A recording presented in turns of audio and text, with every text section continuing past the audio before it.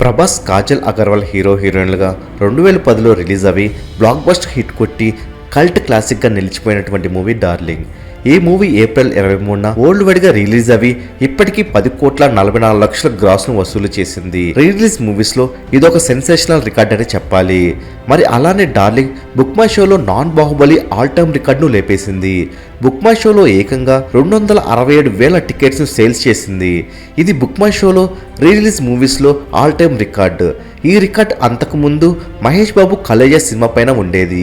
Khaleja 258,000 tickets sale చేసింది. మరి Prabhas release అవుతున్నటువంటి న్యూ మూవీస్ తో ఆల్ టైమ్ రికార్డ్స్ సృష్టిస్తుంటే ఇప్పుడు రిలీజ్ మూవీస్ తో కూడా ఆల్ టైమ్ రికార్డ్స్ ను పెడుతున్నాడు.